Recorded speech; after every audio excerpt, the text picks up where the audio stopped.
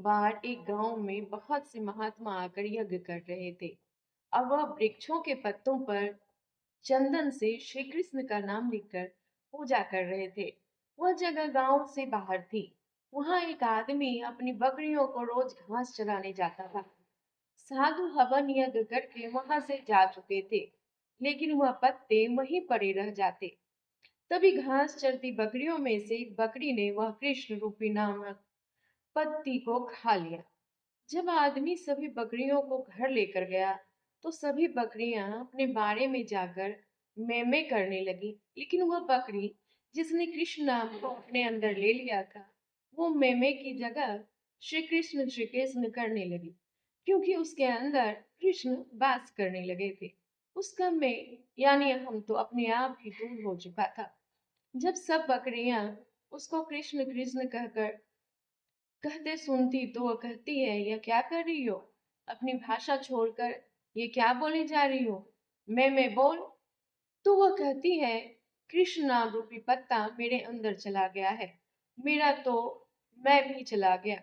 सभी बकरियां उसको अपनी भाषा में बहुत कुछ समझाती, परंतु वह टस से मस ना हुई और कृष्ण कृष्ण रटती रही।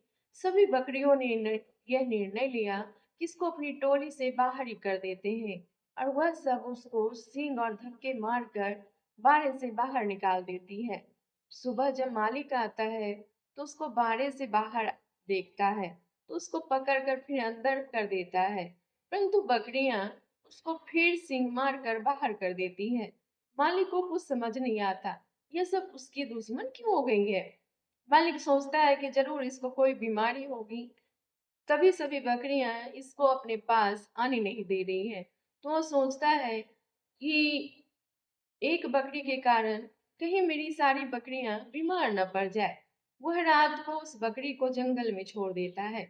सुबह जब जंगल में अकेले खड़ी बकरी को एक व्यक्ति, जो कि चोर होता है, देखता है, तो वह उस बकरी को जल्दी लेकर भाग जाता है और दूर गांव जाकर उसे एक किसान को बेच देता है। किसान, जो कि बहुत ही भोला भाला और भला मानस होता है, उसको कोई फर्क नहीं पड़ता कि बकरी मैं कर रही है या कृष्ण कृष्ण। वह बकरी सारा दिन कृष्ण कृष्ण जपती रही।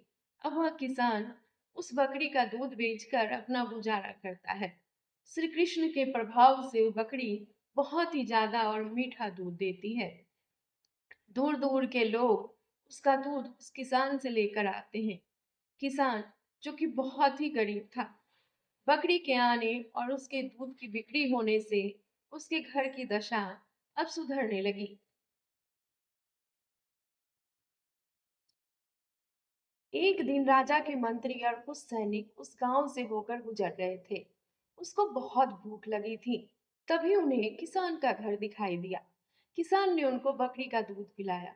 इतना मीठा और अच्छा दूध पीकर मंत्री और सैनिक बहुत खुश हुए। उन्होंने किसान को कहा कि हमने इससे पहले ऐसा दूध कभी नहीं पिया।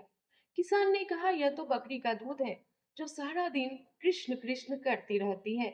मंत्री उस बकरी को देखकर और कृष्ण नाम जपते देखकर हैरान हो गया। वह किसान का धन्यवाद कर कर वापस नगर में राजमहल में अपने चले गए। तभी उन दिनों राजमाता, जो कि काफी बीमार थी, बहुत उपचार के बाद भी वह ठीक नहीं हुई।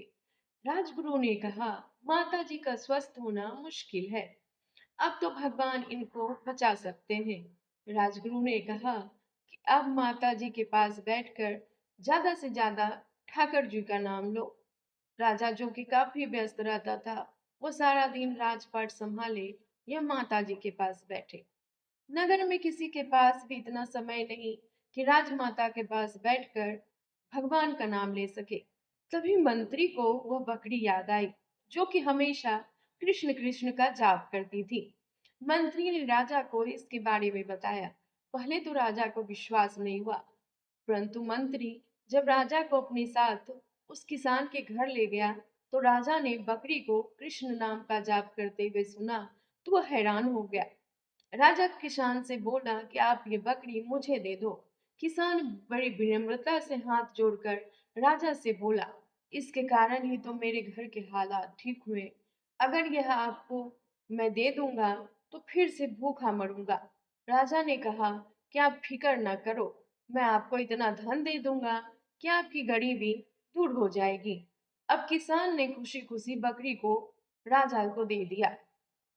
अब तो बकरी राजमहल में राजमाता के पास बैठकर निरंतर कृष्ण कृष्ण का जाप करती। कृष्ण नाम के कानों में पढ़ने से कृष्ण नाम के कानों में पढ़ने से और बकरी का दूध और स्वच्छ दूध पीने से राजमाता की सेहत में सुधार होने लगा और धीरे धीरे वह बिल्कुल ठीक हो गई। अब तो बकरी राजमहल में राजा के पास ही रहने लगी। तभी उसकी संगत से पूरा राजमहल कृष्ण नाम का जप करने लगा और पूरे राजमहल और पूरे नगर में कृष्ण रूपी माहौल हो गया।